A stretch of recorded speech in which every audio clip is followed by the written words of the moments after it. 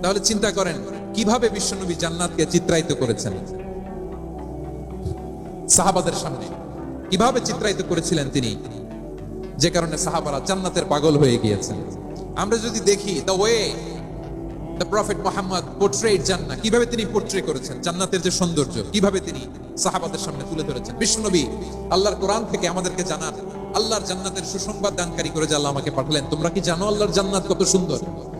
কোরআন থেকে বিশ্বনবী আমাদেরকে জানান, ফালা তা'লামু নাফসুম মা উখফিয়া লাহুম মিন কুররাতি আ'য়ুন জাযাআম বিমা কানু ইয়া'মালুন।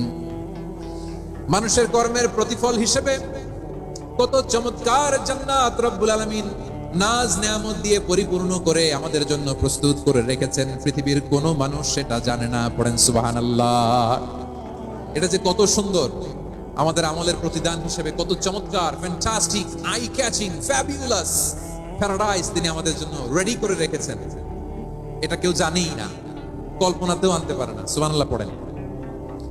আবার হাদিসে কুদসিতে বিশ্বনবী ফরমান, রব্বুল আলামিন বলেন, আ'দাতু লিইবাদিয়াস সালিহিন মা লা আইনুন রাআত ওয়ালা উযুনুন সামিআত ওয়ালা খাতারা আলা কলবি বাশার। আল্লাহ বলেন, আমার নেককার বান্দাদের জন্য এমন চমৎকার জান্নাত আমি রেডি করে রেখেছি, মা লা আইনুন রাআত, কোন চোখ সে জান্নাতকে দেখে নাই, ওয়ালা উযুনুন সামিআত, কোন কর্ণকুহর সেই জান্নাতের আওয়াজ শুনে নাই, ওয়ালা খাতারা আলা কলবি বাশার, মানুষ কল্পনাতেও জান্নাতের ছবি আঁকতে পারে না। সুবহানাল্লাহ, কল্পনাতেও ছবি আঁকতে পারে না। পৃথিবীর যত বিখ্যাত বিখ্যাত ডিজাইনাররা আছে সবাইকে একসাথে বসিয়ে যদি আমরা বলি জান্নাতে যে চেয়ারের মধ্যে আমরা বসবো, এই চেয়ারের একটা ডিজাইন করেন তো, কোটি কোটি ডিজাইনকে একসাথে করা হলেও জান্নাতের একটা চেয়ারের ডিজাইন হবে? প্রিয় সিলেট, আওয়াজ করে বলো, জান্নাতের একটা চেয়ারের ডিজাইন তারা করতে পারবে? কেমন জান্নাতে আমরা যাব? বিশ্বনবী কিভাবে জান্নাতকে আমাদের সামনে চিত্রায়িত করেছেন, পোর্ট্রে করেছেন। তিনি বলেছেন, জান্নাতীরা যখন জান্নাতে ঢুকবে, ফেরেশতারা জান্নাতীদেরকে বলবে, ওয়া ইন্না লাকুম আন তাসিহু ফালা তাসকামু আবাদা। ও জান্নাতীরা, তোমরা আজীবন সুস্থ থাকবা, কোনোদিন অসুস্থ হবা না। সুবহানাল্লাহ বলেন। আচ্ছা, আজকের এই মাহফিলে যারা এসেছেন কোনোদিন অসুস্থ হন না, এরকম কে কে আছেন? হাত তোলেন তো দেখি।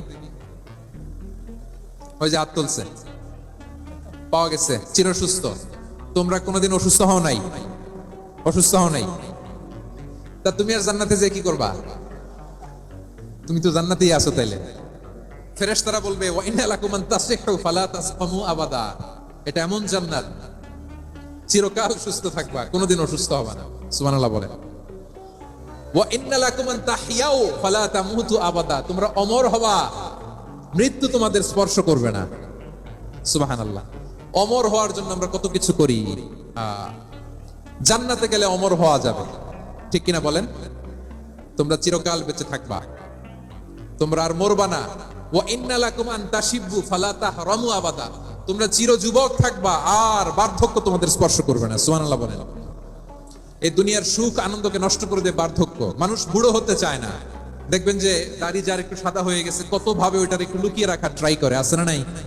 হ্যাঁ, এটারে কলব দেয়, এটারে কেউ মেহেদি দেয়, এটারে কেউ কেটে কুটে। এই যে আমারও তো পাকতেছে এদিক দিয়ে। এই তো আজ থেকে 5 বছর আগেও তো কুচকুচে দাড়ি ছিল, চুল ছিল, রং ধরা যৌবন, জং ধরে শেষ। এই তো জীবন। This is the circle of life. এটাই লাইফ। এই যে পাকতেছে এইখানে পাকতেছে, দিস ইজ লাইফ। তো মানুষ বুড়ো হতে চায় না। এখন দেখবেন যে অনেক শ্যাম্পু বের হয়েছে, শ্যাম্পু, অ্যান্টি এজিং শ্যাম্পু। কি এজিং? Anti ageing. ক্রিম বের হয়েছে, ক্রিম, অ্যান্টি এজিং ক্রিম। এটা বলে অ্যাট্রাকশন লাগায়, যে এটা মাখলে মানুষ আর বুড়ো হয় না, এই শ্যাম্পু দিলে মানুষ আর বুড়ো হয় না। ভারতের একজন ধনকুবের আছে, নাম শুনেছেন না? মুকেশ আম্বানি। ওনার স্ত্রী নীতা আম্বানি, আমি একটা নিউজে দেখলাম যে তিনি গোল্ড ওয়াটার খেয়েছেন। 1 বোতল গোল্ড ওয়াটারের দাম মোস্ট লাইকলি $60,000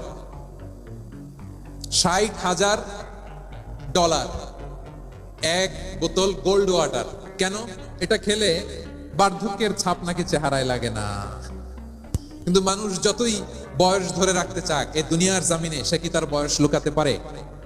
আমার কলিজা টুকরা সিলেট, আওয়াজ করে বলেন, এই দুনিয়ার জীবনে বয়সকে ধরে রাখা যাবে? আপনি অমর হবেন জান্নাতে, চির সুস্থ হবেন জান্নাতে। আপনি যদি চির যৌবন থাকতে চান, চির যুবক, এটা পাবেন জান্নাতে। সুবহানাল্লাহ বলেন। ওই জান্নাতে আপনি যেতে চান তো? চান? এভাবে বিশ্বনবী উম্মতের সামনে জান্নাতকে চিত্রায়িত করেছেন, পোর্ট্রে করেছেন। এজন্য বিশ্বনবীর বৈশিষ্ট্য দিয়েছেন আল্লাহ তাআলা মুবাশশিরাম বিল জান্নাহ। নবী হে, আপনি জান্নাতের সুসংবাদদাতা। আওয়াজ করে পড়তে হবে আল্লাহু আকবার। এজন্য আল্লাহ বলেন, ইয়া আইয়ুহান নাবিয়্যু ইন্না আরসালনাকা শাহিদা। ও নবী, আপনারে আমি সাক্ষ্যদাতা করে পাঠালাম। মুবাশশিরা শাহিদান ওয়া মুবাশশিরা, আপনারে আমি জান্নাতের সুসংবাদদাতা করে পাঠালাম। 3 নম্বরে হলো নাযীরা, আপনাকে আমি জাহান্নামের সতর্ককারী রূপে প্রেরণ করলাম। পড়েন সুবহানাল্লাহ। আমার প্রিয় বন্ধুরা, বলেন তো আল্লাহ বিশ্বনবীর কয়টা বৈশিষ্ট্যের কথা এখানে উল্লেখ করেছেন? এই যে মাশাআল্লাহ, আওয়াজ করে বলতে হবে কয়টা? 5টা। 1 নম্বরে শাহিদান, সাক্ষ্যদাতা। 2 নম্বরে মুবাশশিরা, সুসংবাদদাতা। 3 নম্বরে আমরা আছি নাযীরা, তিনি হলেন সতর্ককারী। দ্য ওয়ার্নার, ওয়ার্নিং দিতে তিনি এসেছেন। হি ওয়াজ দ্য ওয়ার্নার, সতর্ক করতে, সাবধান বাণী দিতে তিনি এই জমিনে এসেছেন। ঠিক কিনা বলেন? এই সিলেট, ওকে বিদায় নেই, আমি চলে গেলাম। যা